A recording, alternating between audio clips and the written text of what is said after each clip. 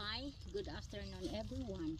Wide Open Translate is farm is here again. How are you today? I'm hoping everything is alright. About me, if there is asking, I'm okay.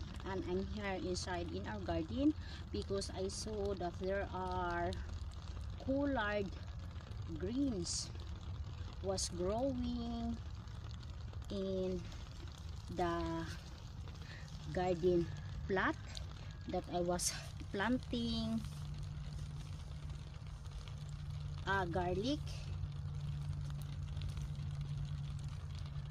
and I want to sharing with you that how to planting a collard green was growing in the winter season this year. Maybe it was starting growing last 2023, that was starting the cold season, because I am planning that I will cleaning manually again inside in our garden for preparation this year 2024 gardening.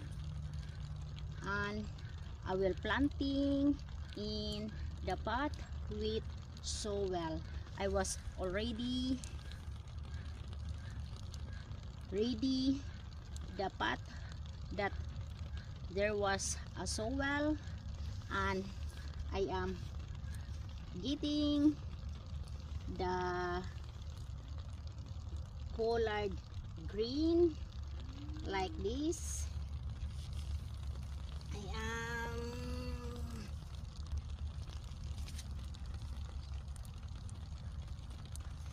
planting here in the pot.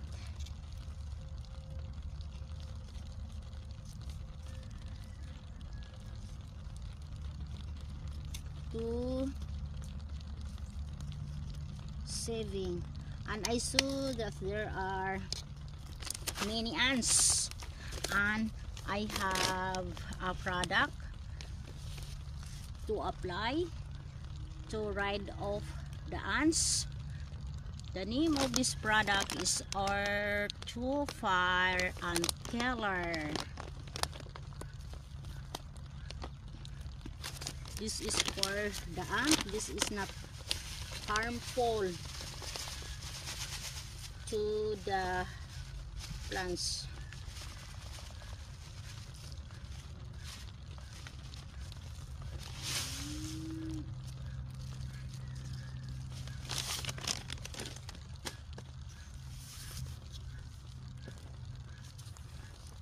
And I am getting this.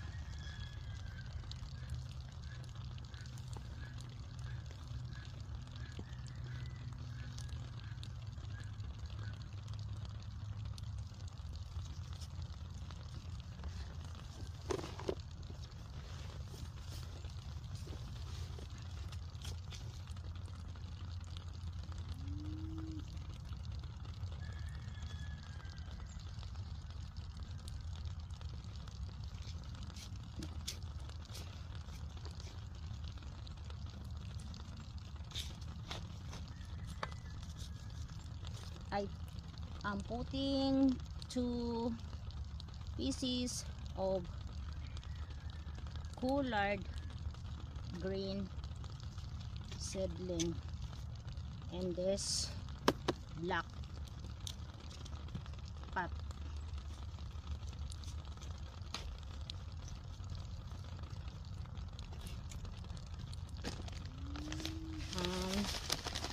I am giving also for the ant killer, if in case there is ant is in the inside the pot.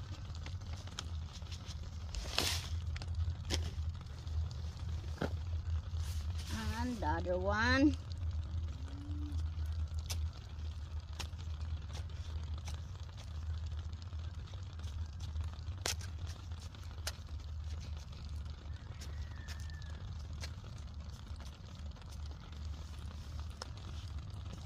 And this one, it was already growing in the pot, and I have a tiny one collard green seedling that I was found in the fence. It was growing. I am saving two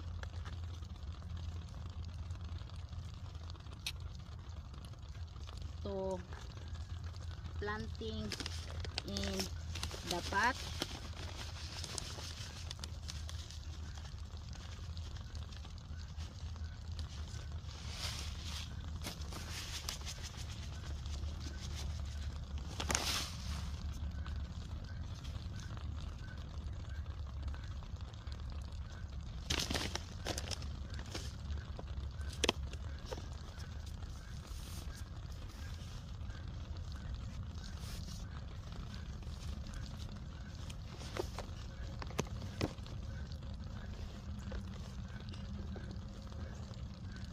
So now I have 4 pieces of collard green plants in the pot that was growing in the garden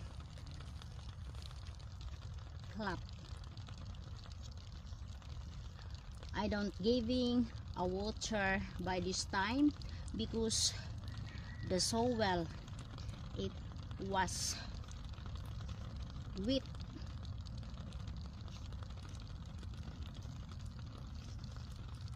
Already, and I am sharing the updates of my collard green plants that I was planting in the pots, that the seedling was growing in the garden plot, and I was transferring planting in the pot. It was 6 days now from planting, and collard green is the healthy plant vegetable, even planting in the pot. And this kind of plants, this is also the common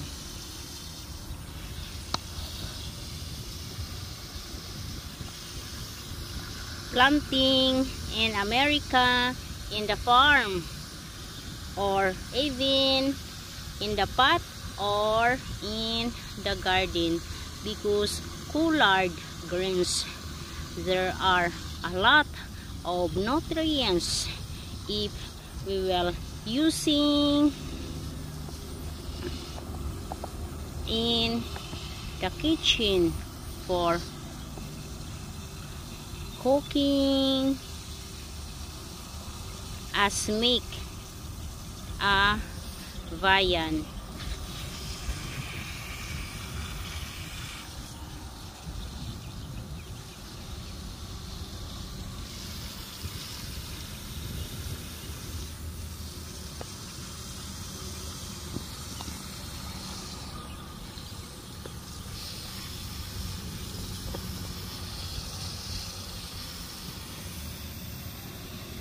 And thank you for watching and also the supports. I ask again, please subscribe Wide Open Transit Farm, and don't forget to click the bell all for the notification.